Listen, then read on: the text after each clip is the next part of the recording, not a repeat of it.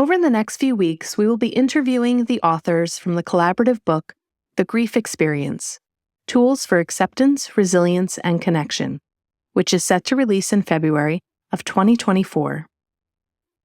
These authors have each experienced their own unique grief journey and will be sharing their personal stories with us. We will also explore the specific tools they used to cope with their grief and how these tools can benefit others who may be going through similar experiences. Grief is a complex and challenging process, and each person's experience is different. By sharing our stories and tools, we hope to provide support, guidance, and comfort to those navigating their grief journey. Each author has experienced different types of loss and comes from a variety of backgrounds, beliefs, and experiences. As a result, they offer valuable insights and perspectives.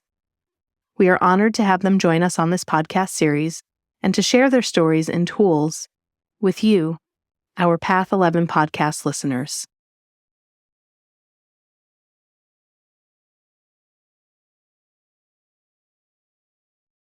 Well, hello, everyone, and welcome back to the Path 11 podcast. I'm so excited to have you guys here today tuning in, and I'd like to introduce you to my guest. Her name is Cheryl Nix, and she has lived in Oregon her whole entire life, and she was a registered nurse for 30 years, and at 55, she decided she was going to go back to school and get her master's degree in social work.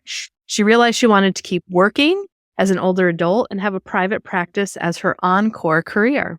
Now, I came to meet Cheryl through the Grief Experience book that I am going to be co-authoring with her and 24 other authors. And our book is called The Grief Experience: Tools for Acceptance, Resilience, and Connection. So as you guys know, at this point, I have been interviewing all of the authors, getting to know them because we're all talking about death. And we're talking about grief, and we're talking about bereavement and different types of death and different types of grief, and trying to offer people tools. So, in the grief world, people usually write a book and it's about their experience. But this is a really unique book because we're covering such a large spectrum of different types of loss and grief and have so many tools for you guys to have in this book. And one of what Cheryl's topic is going to be is about delayed grief. So we're going to learn about that today and also learn about her story and her experience with grief and what delayed grief is all about. So Cheryl, welcome to the Path 11 podcast. Yeah, thank you. So glad to have you here. So I haven't been to Oregon, but there is a person that we became very good friends with, and her name is Terry Daniel. She's been on our podcast, and she also runs the Afterlife Awareness Conference, and she lives in Oregon now, and she actually held a pretty big conference there last year. So that might be somebody you might want to connect with. Yeah, and I think I've heard her speak, actually. I bet you have. Yeah. Yep. Yeah. So she's a really lovely person. And so you were initially a nurse for 30 years. So what type of nursing did you do? What was your experience there? Well, mainly I ended up working at the local hospital for 10 years, and that was mostly surgical floor, post-op, recovering patients. And then I had our second son was premature, and I just needed to be with him more, have no evenings or weekend time. So I ended up going to work in clinics locally, just because it worked better for my schedule to be Monday through Friday when he was little. And then I floated a little bit in that, and then I ended up in more physical medicine and rehab. And then the switch from nursing, what happened, I just felt like there was a lot of emotional support needed that wasn't being looked at. Of course, that's changed more and more because this is years back, but that became my interest to look more emotional and mental health direction. And so kind of did a process of getting my skills back up computer-wise because of my age. I hadn't been in college for 30 years. So, and then, of course, I had to apply to a master's program. There's only one social work program in Oregon out of Portland. But once they brought the distance program to Bend, Um, and that was when I decided to sign up and I got into the program. Great. So you were Yeah. feeling as a nurse that there was just a component of the mental health and emotional support that really wasn't being given to patients in the medical field? Right at that time. I mean, like I said, a lot has changed. Yeah, and I think some personal work made me look at that too and thought, boy, there's a trauma here. There's more going on underneath. So that's what changed my direction to want to do more mental health.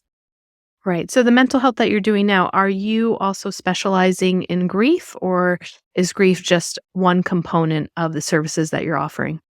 Well, I do grief counseling, and then the other thing I am involved with is doing trauma work with EMDR as a tool for that technique. Um, the I did so when I my goal when I finished my master's program, I wanted to go to work for a hospice. I just that was an interest because my mom was on hospice. I had wanted to try that in my work with a, organization. So I ended up working for 3.5 years on the coast for a hospice, and then I came back to Central Oregon, where we are now, and worked for 3.5 years. So, there I've done, bereavement counseling, I've done grief support groups, and, individual work with grief. Great. So let's take the audience through your personal story and Okay. why you decided to select the topic of delayed grief and how you're able to relate to that and write about that in our book. Okay. Um, so when I was 19, my dad went in for a major surgery, and only surgery he'd ever had. But the 24 hours he had an artery surgery, which back then they hadn't done as much work with that. And little did they know how much arteriosclerosis he had. So he had the surgery, and 24 hours after his surgery, he cardiac arrested. And so somebody was at the bedside. They revived him, but he ended up with he threw a huge blood clot to his brain, and he was paralyzed on the left side.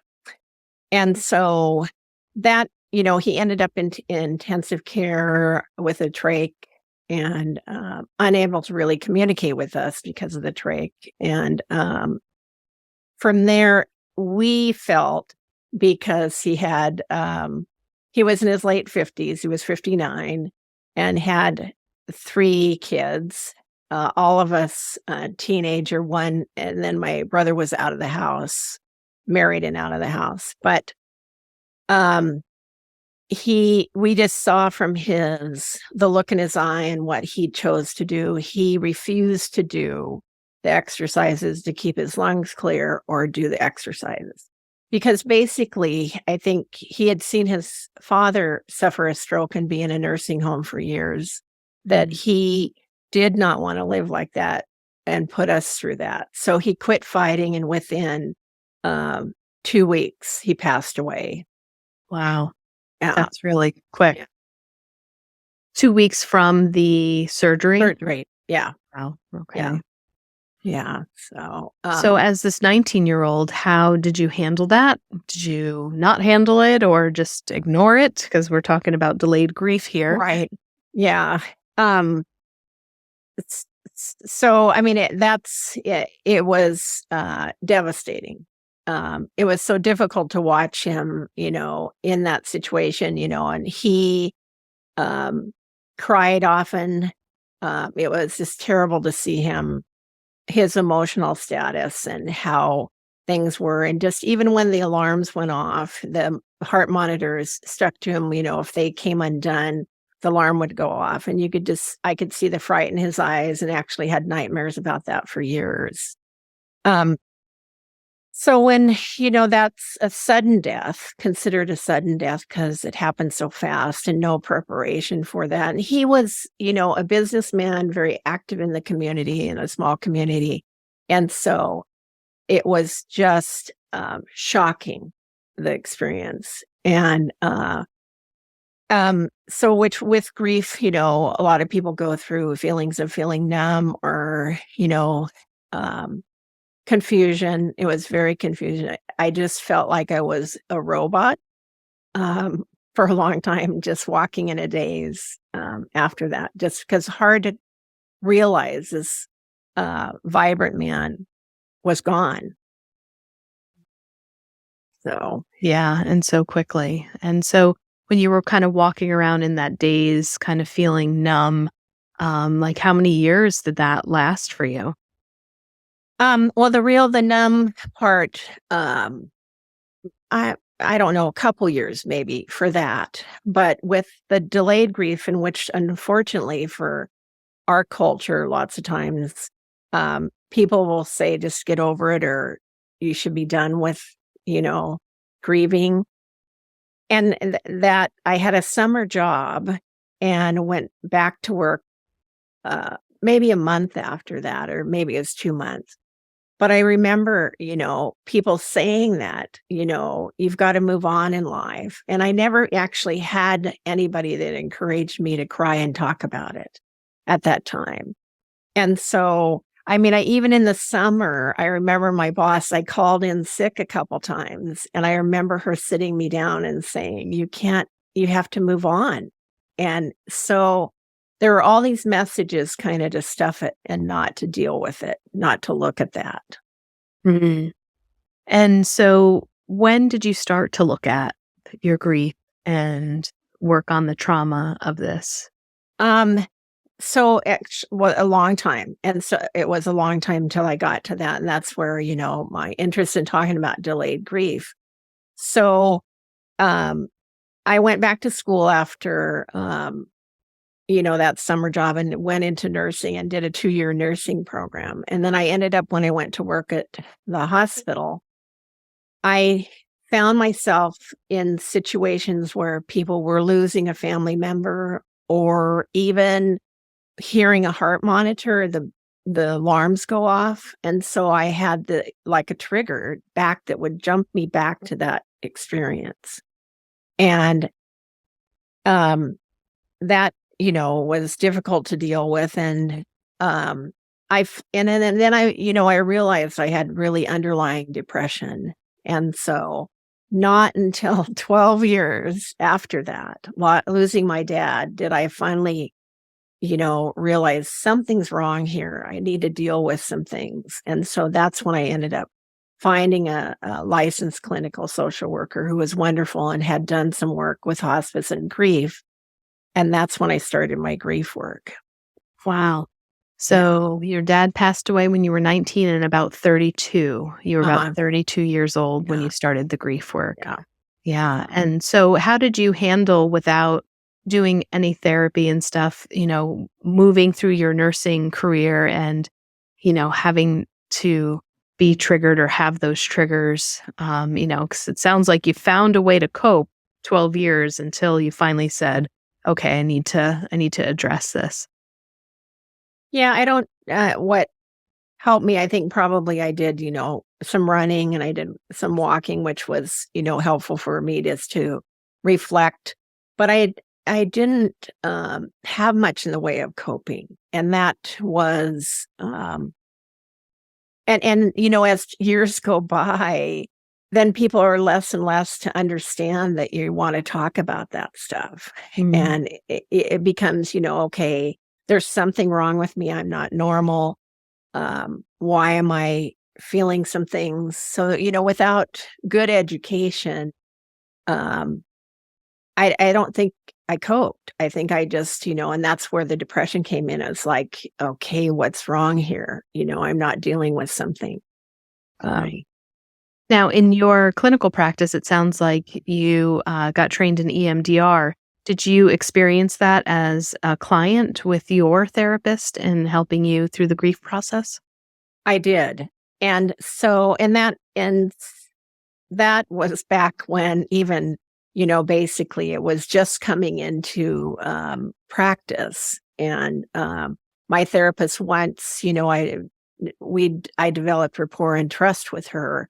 She said, well, there's this new technique, and I think it would help you um, with your grief and some other trauma that I had experienced. And so that was huge to have that component along with it. So Yeah. very helpful. And I don't ever like to assume, even though we've talked about this technique before with other Right. guests, but I always have to assume that somebody is picking up this episode and listening to the Path 11 podcast for the first time and might Uh-huh. be new to EMDR. Can you explain what the technique is and what the EMDR stands for? Yeah. Yeah. So EMDR, no wonder they call it EMDR because the It's name long. is long. Yeah. Eye movement desensitization reprocessing. And so Francine Shapiro, who did the research and started that, um, discovered when she was walking on a path that her eyes going back and forth. She had something distressing going on in her life. And once she had gone on this path and her eyes had moved back and forth, she thought, wow, it's not as severe or intense. And so she started researching and discovered, similar to rapid eye movement, which we process things in our sleep, that rapid eye movement helped her process. And so she went on to do work with, I think, veterans and sexual abuse victims. So now doing eye movement, some people use a light bar where you look at the light go back and forth. You can have headphones where there's a ping back and forth, or you can hold pulsators or calipers that you feel a vibration back and forth. And all of those, make the brain do the rapid eye movement. And so, it allows people to look at an image from past, present, or current. I mean, past and current, to see if there's a problem with that issue. And then you do it can decrease the intensity of whatever it's distressing for you and trauma. And then it's used for a lot of different things, anxiety. Yeah.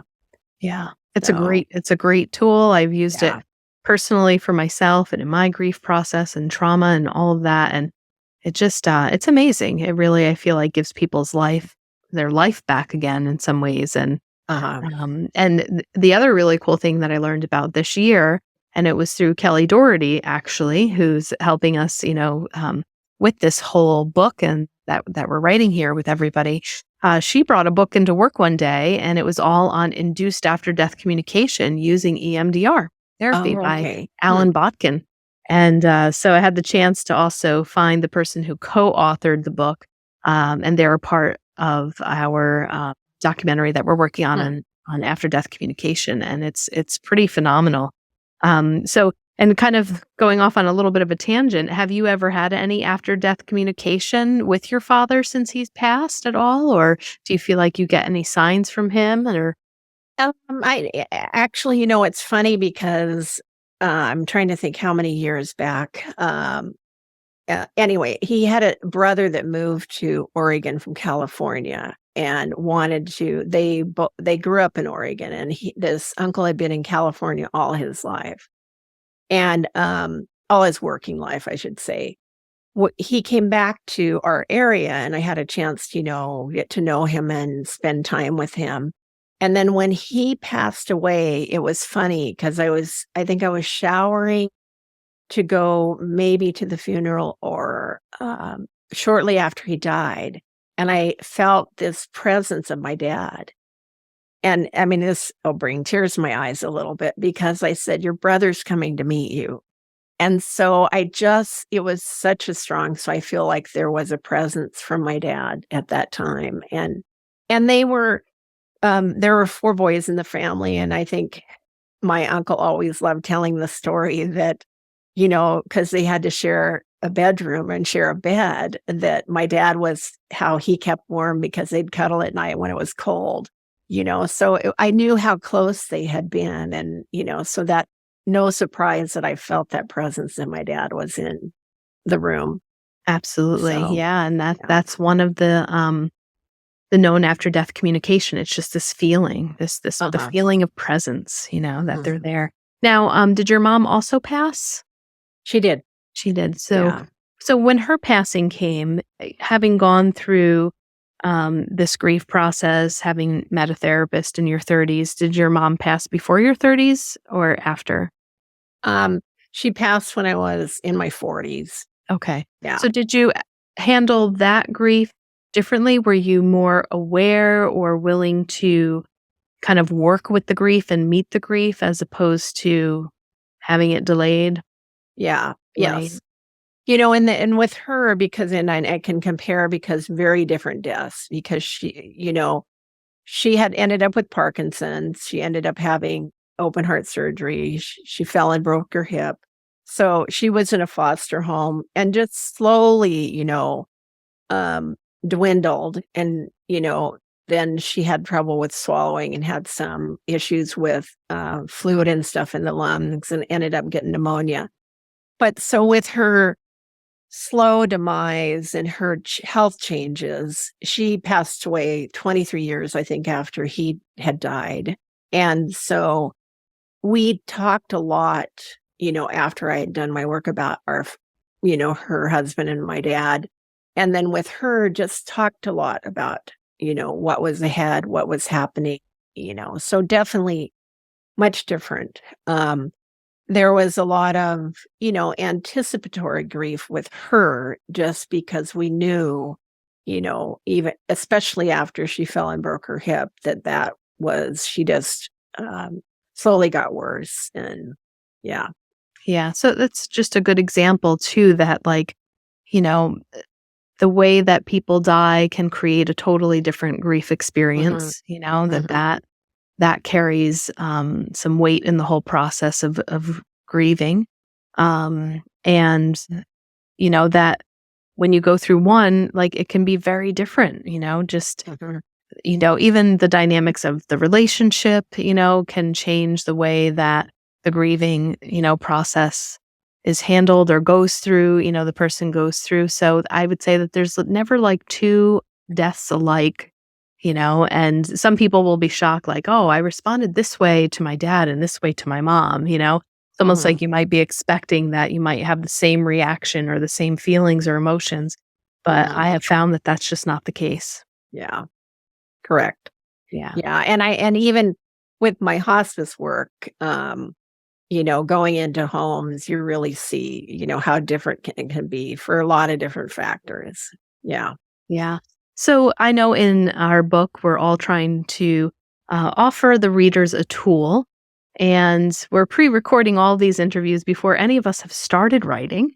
Right. And some of us are like, well, maybe we'll write this, but we'll see what the publicist says. So, Mm. what would be a tool that you could offer our listeners if somebody is also experiencing some delayed grief, or, it's been a long time since they've really addressed the loss of somebody in their life? And, what's the tool that can help them or a tool that could help them begin to start that journey? Well, I haven't thought a whole lot. I mean, this is, my idea at this point, like a lot of us, things may change as we get closer, but, the tool is just, I think to find a therapist or, to talk to or to go to and get that.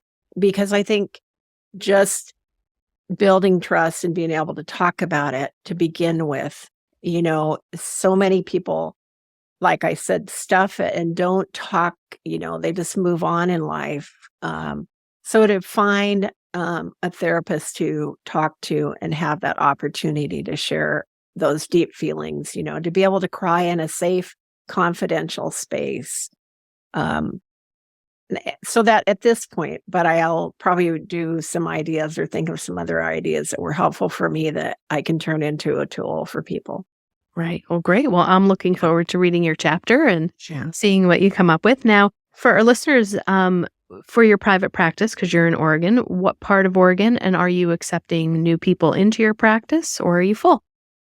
Um, so I'm in Central Oregon and in a small town called Prineville, which is outside of Bend. At this point, I'm not accepting new clients, just because of my age, and I'm trying to do a little more work from home. So I'll probably keep on my telehealth clients, and then the book, and I'm also, hopefully this will start in the fall. I think everything's in the works for it, but to do an art mental health gathering thing locally with the county health department. We're going to start that in the fall. Oh, So beautiful. yeah, yeah, So nice. Yeah, yeah, art was a major component for me in healing my grief. So I'm all about bringing art to communities. That's yeah, wonderful. yeah. Well, Cheryl, thank you so much for being a guest on the Path 11 podcast. And I'm excited to be part of this book with you. And so if any of you are interested in purchasing the book, we will put that link in the show notes. You'll go over to my other website, which is hannahshealing.com/grief experience. And so we'll put that in there for you if you would like to pre-order or order that. And the book is scheduled to come out in February of 2024. So I hope that you guys have learned a little bit more about grief and what delayed grief is. And I'm sure some of you may be able to relate.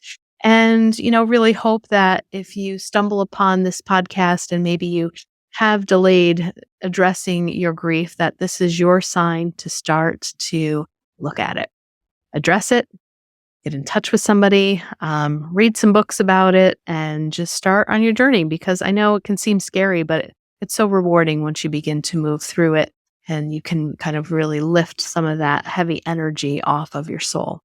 So thanks again, everyone. So glad that you tuned in today, and I hope you're having a great day. Take care.